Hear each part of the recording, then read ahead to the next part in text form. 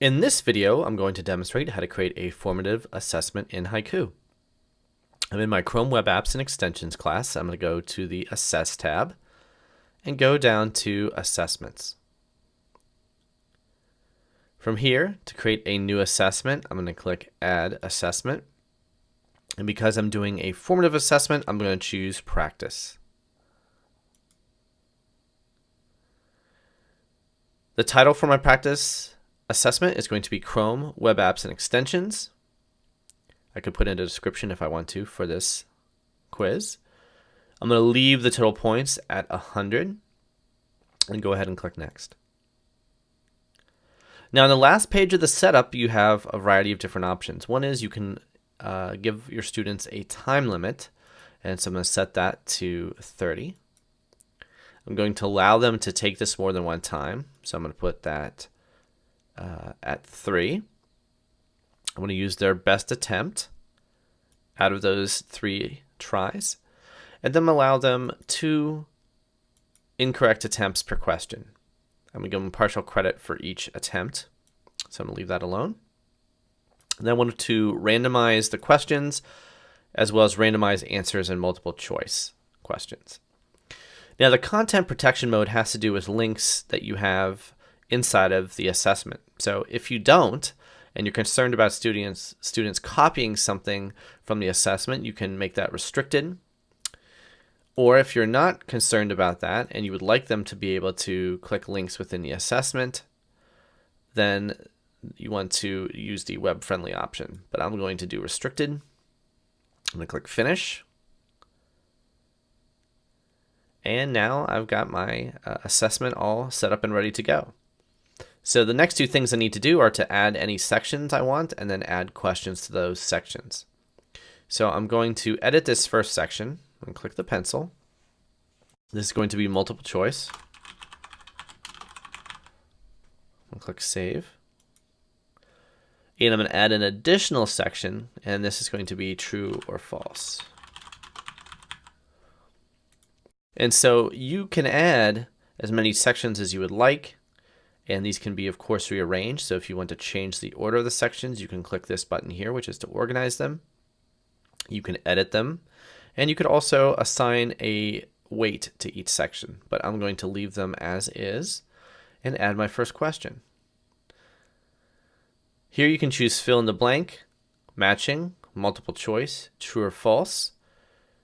You can also bring in questions from your question library or import questions again from third-party applications. So I'm going to do multiple choice. And this question is going to be Chrome syncs what type of information? And then underneath there, I'm going to put in my answers. We're going to put in autofill data. Chrome also syncs bookmarks. And we're going to do web apps. And it also can sync your passwords. And because I need an additional answer choice, I'm going to do add answer choice. And we need, go down here, all of the above. And that is actually the correct option. So I want to select that radio button. And you can give your students kudos. And this is if they get this correct. So I'm going to pick kudos, put that is correct. Great job. And they'll see that message when they take the quiz. You can also include hints for any of your other options if you want to do that. And I need to choose what section this is going to go in, so I'm going to leave that at multiple choice. Now, something that's really key here is if you want to reuse these questions, you want to provide as much information in that organized section as possible. So I'm going to leave 11th and 12th grade checked. This is for information and media literacy. I'm going to tag that with Chrome, and you can add as many tags as you want. So I could put a comma and put web apps, and that just helps you to find very quickly questions that you've already created to use in the future. So I want to add one more multiple choice. I'm going to hit finish and add another. So I've got my 2 questions there. I'm just going to add one more. So let's add question. Let's do true or false. Chrome is the most popular web browser. I'm going to put true. Put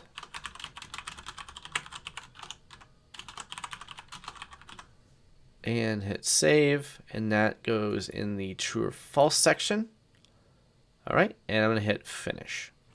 So I can continue to build out my assessment, and once I've got that the way that I want, I can preview the assessment. If I go up to Manage Assessment, Preview, and I can get a general idea of what that's going to look like for my students, and if I'm happy with it, I can click Publish, and they will be able to view it. If not, I can just save the assessment, and it'll fall underneath my drafts. So that's good. Chrome Web Apps and Extensions, finished. It's been saved. And now if I go to my Assessments tab, I'll see that underneath Draft.